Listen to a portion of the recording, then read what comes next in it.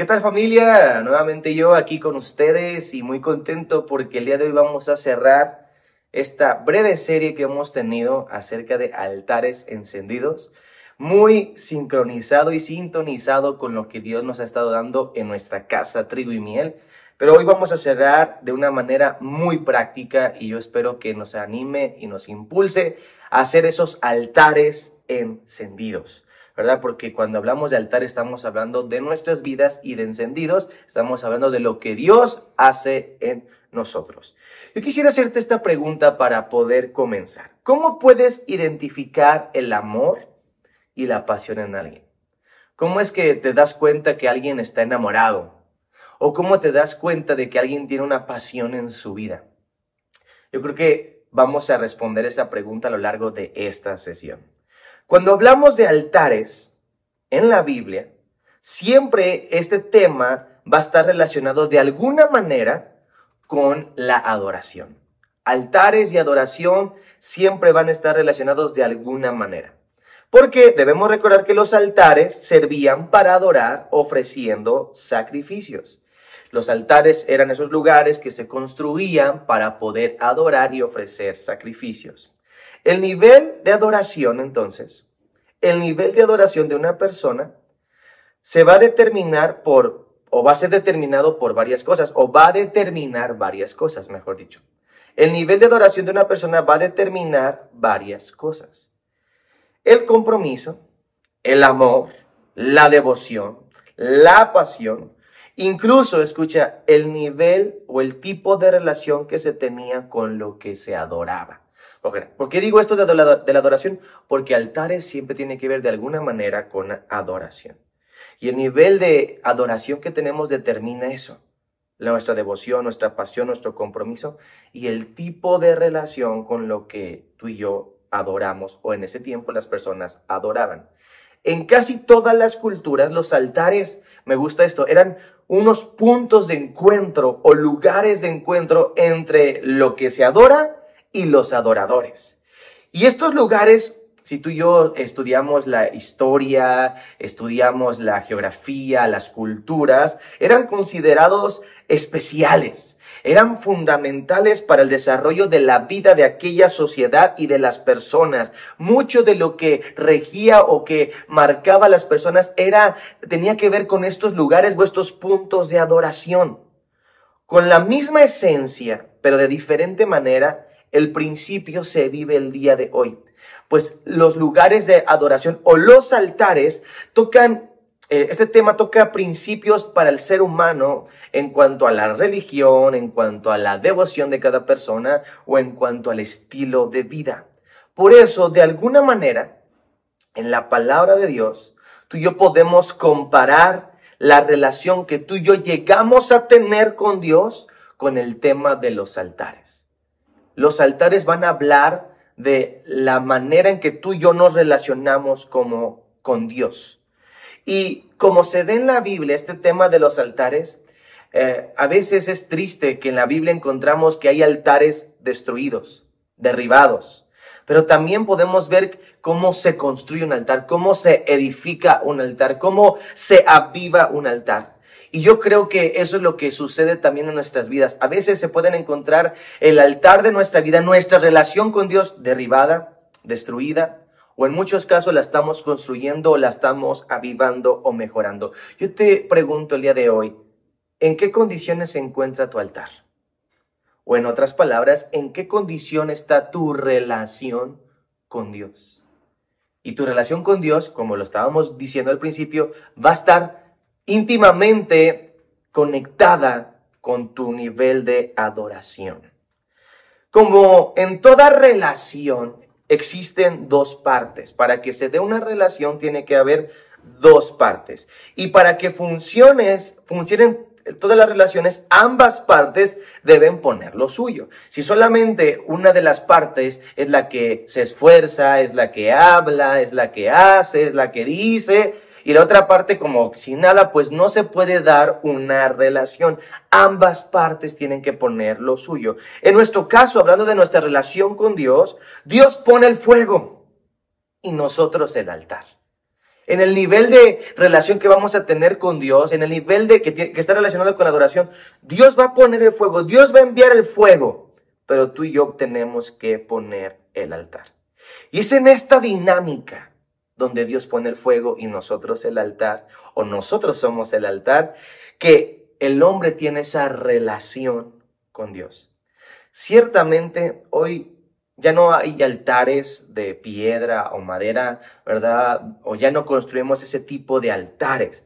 Pero sí existe la inversión, las prioridades.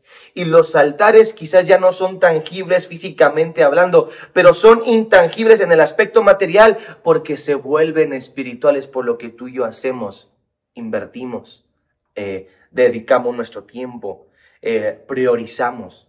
Eso es lo que va a hablar de nuestro altar. Ahora, déjame hablarte de este principio. La vida del altar siempre estará en el fuego. Para que un altar esté vivo, para que un altar esté funcional, tiene que haber fuego. Y cuando hablamos de fuego, lo hemos escuchado a lo largo de toda la serie En Trigo y Miel y lo hemos mencionado algunas veces también aquí. El fuego habla de la pasión, la motivación, el hambre, ese deseo en cada uno de nosotros, lo que nos impulsa, lo que nos anima. Sin fuego los altares carecen de sentido y de vida. ¿De qué sirve tener un montón de piedras y un animal muerto ahí, madera y todo eso? Si no hay fuego, no tiene propósito. De la misma manera, nuestras vidas, si están ahí y hacemos muchas cosas, y etcétera, etcétera, pero no hay fuego, carece de propósito nuestra vida. Y es precisamente aquí donde vamos a tocar algo que es fundamental y que es el día de hoy lo vamos a ver como la ley del fuego. Digan conmigo, la ley del fuego. Y esta ley tiene que ver con la idea principal del mensaje de esta serie. Esta ley la encontramos en Levítico capítulo 6, versículos 12 y 13. Vamos a leerlo juntos y dice: y el fuego encendido sobre el altar. Ahora, recordemos que ese fuego, ¿quién lo mandó? Dios. ¿Quién pone el fuego? Dios. Y el fuego encendido sobre el altar, es decir, que Dios va a poner fuego, y esta es la ley, no se apagará, sino que el sacerdote pondrá en él leña cada mañana, cada día en la mañana, y acomodará el holocausto sobre él y quemará sobre él las grosuras de los sacrificios de paz. Versículo 13. El fuego arderá continuamente en el altar, no se apagará. La ley del fuego es que no se tiene que apagar.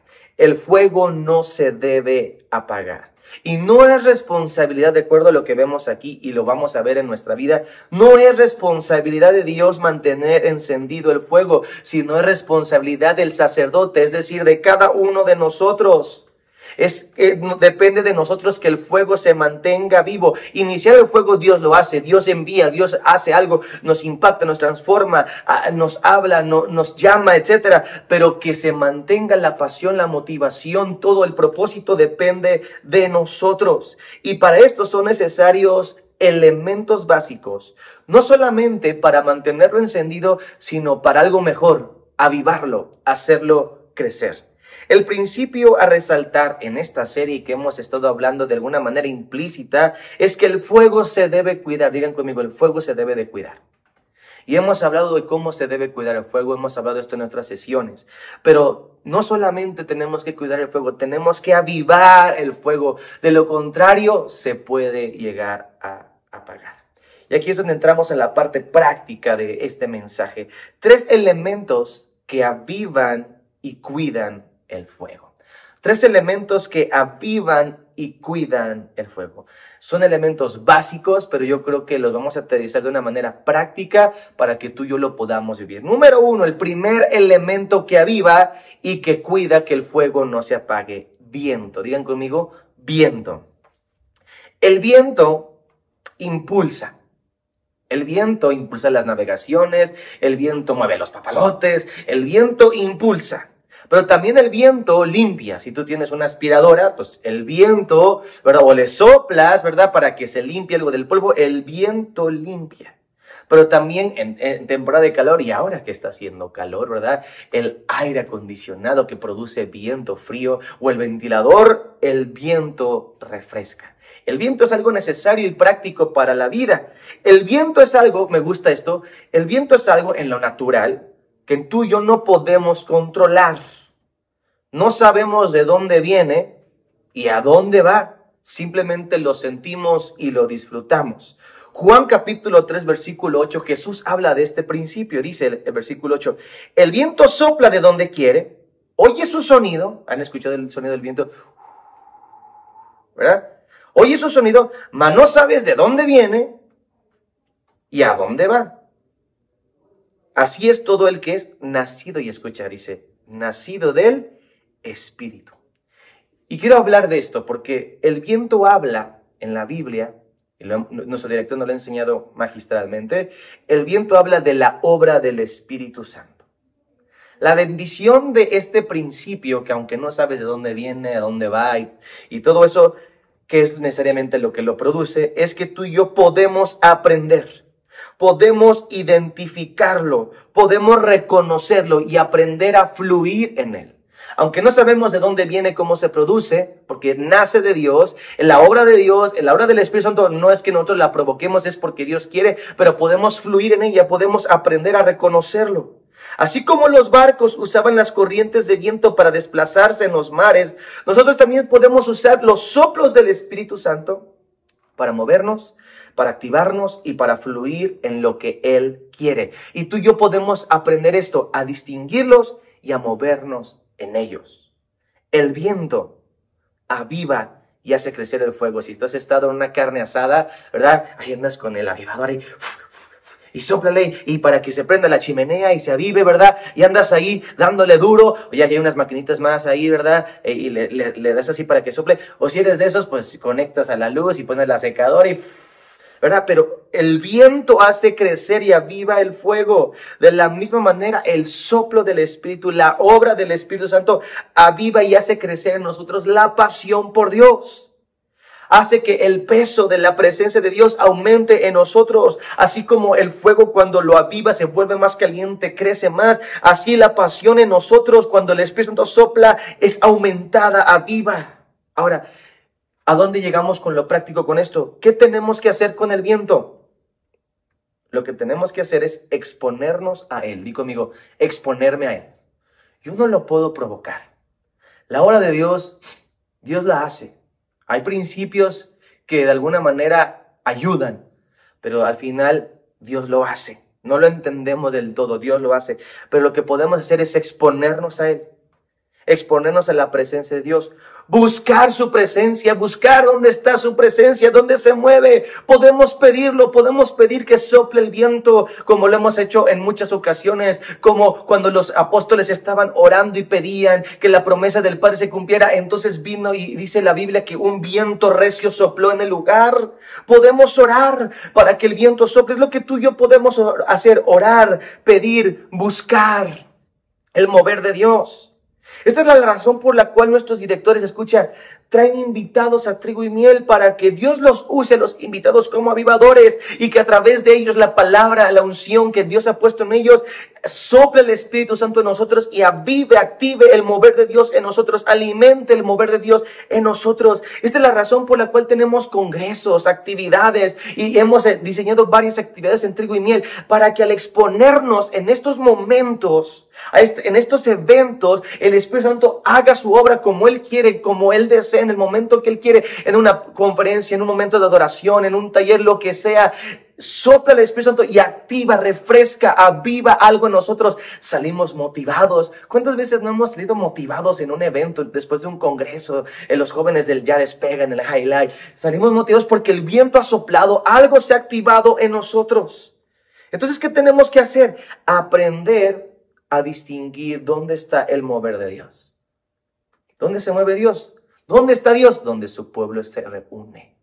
Por eso en los grupos Crece no podemos dejar de asistir, porque ahí Dios hace, ahí Dios sopla, cuando Él quiere, como Él quiere, de la manera que Él quiere. En las reuniones en Trigo y Miel nos reunimos y Dios sopla, Dios envía su presencia. Tú y yo tenemos que ser intencionales, di conmigo, intencionales. en exponernos al viento para que el fuego se avive y crezca. Número uno, el primer elemento del que aviva y cuida el viento es el viento. Número dos, la leña. Y ya hemos hablado de la leña, ¿verdad? Iniciamos con este verso, ¿verdad? Que sin leña se apaga el fuego. Y la leña hemos aprendido que representa nuestras acciones, lo que tú y yo podemos hacer. Pero quiero enfocarme especialmente en lo que tú y yo debemos hacer, no simplemente por hacer, pero en la palabra, con la palabra. Porque la palabra de Dios, la Biblia, es el fundamento para nuestra relación con Dios. Muchos de nosotros queremos más de Dios. Queremos que Él nos hable más, queremos ser más sensibles, etcétera. Pero no tenemos más de Dios porque no procuramos más de Él en su palabra.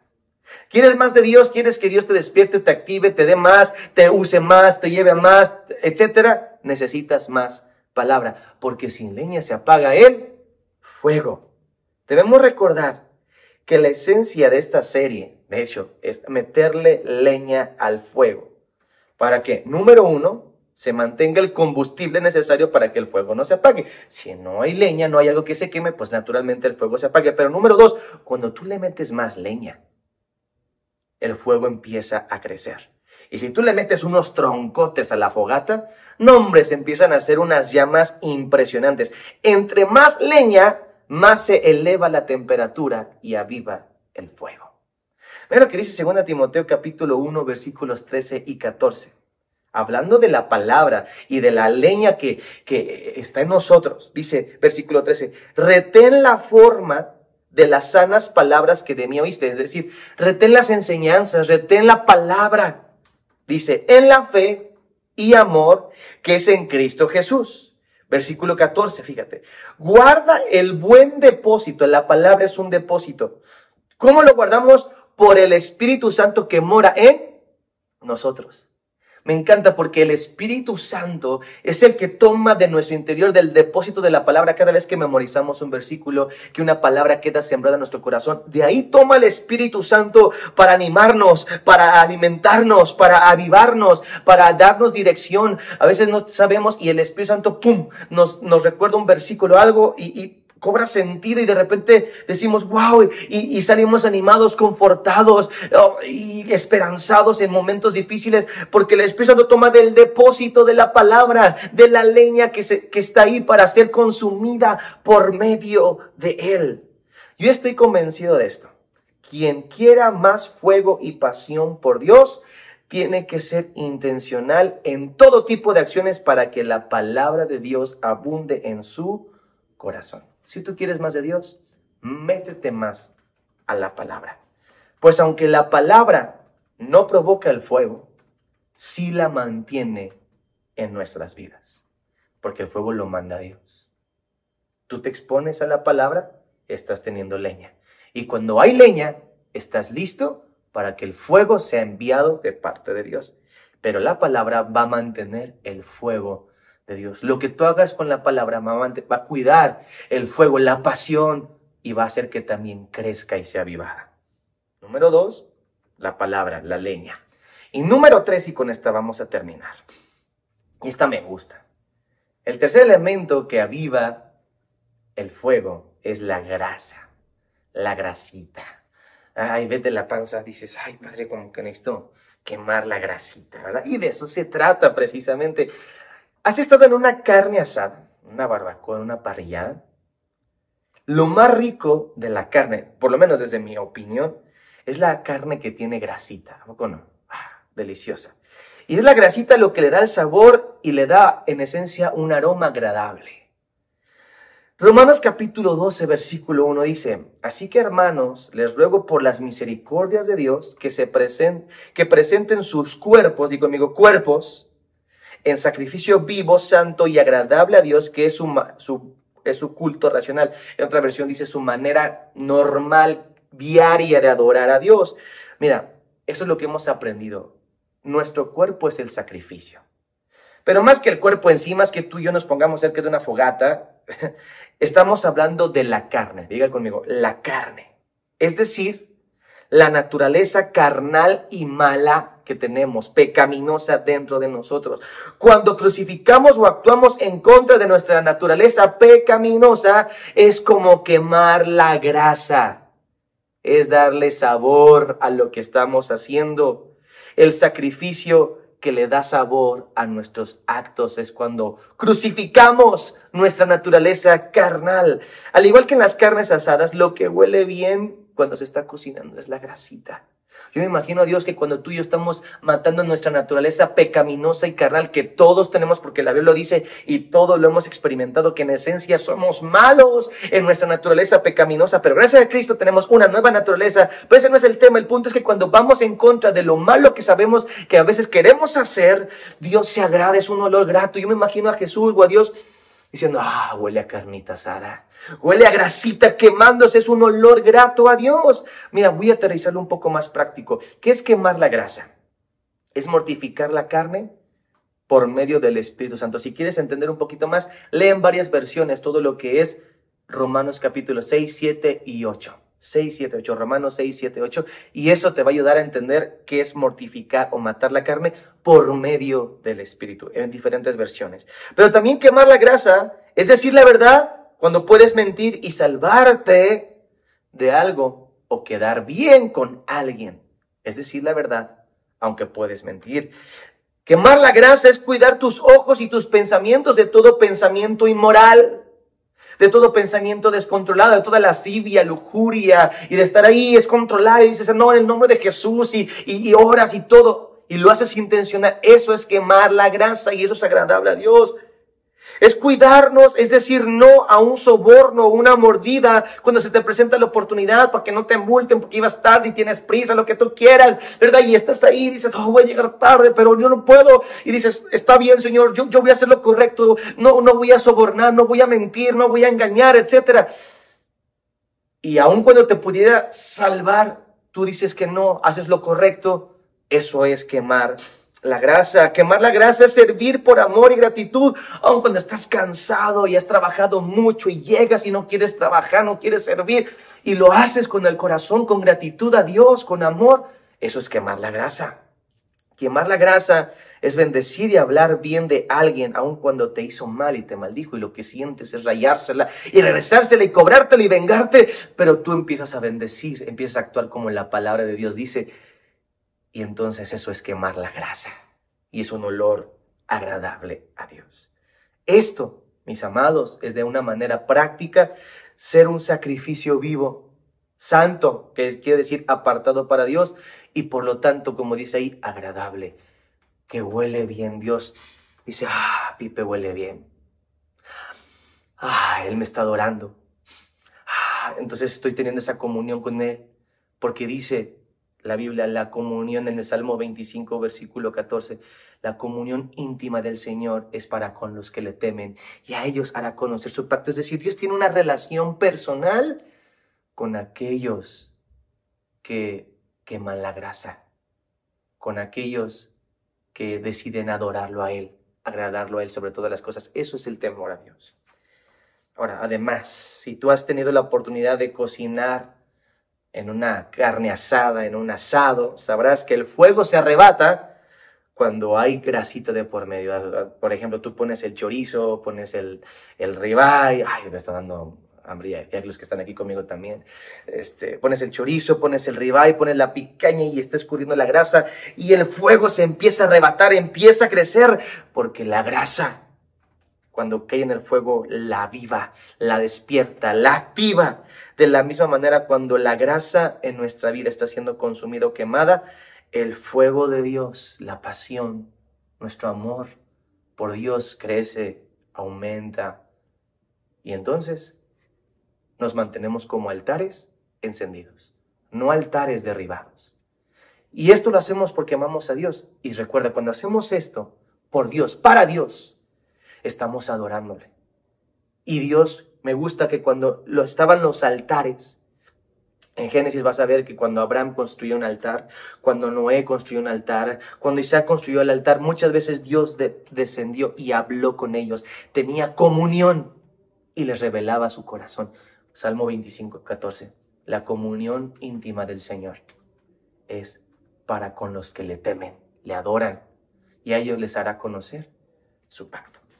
Así que seamos altares encendidos, usando el viento, exponiéndonos a la presencia de Dios, al soplo de Dios que lo necesitamos, metiéndole palabra a nuestra vida para que tengamos leña y quemando la grasa de nuestra vida, de nuestro cuerpo, la naturaleza carnal, quemando la grasa para que sea un olor grato a Dios y que avive el fuego en nosotros. Y esto nos va a ayudar a ser o mantenernos siendo altares encendidos. Pues hasta aquí hemos llegado, familia. Yo estoy emocionado porque esto me bendice a mí, me anima, me reta y espero que a ti también. En la siguiente serie vamos a estar aprendiendo mucho y yo te animo a que no te lo pierdas porque vamos a conectarlo muy padre con lo que hemos visto el día de hoy. Que Dios les bendiga y nos estamos viendo en las próximas sesiones.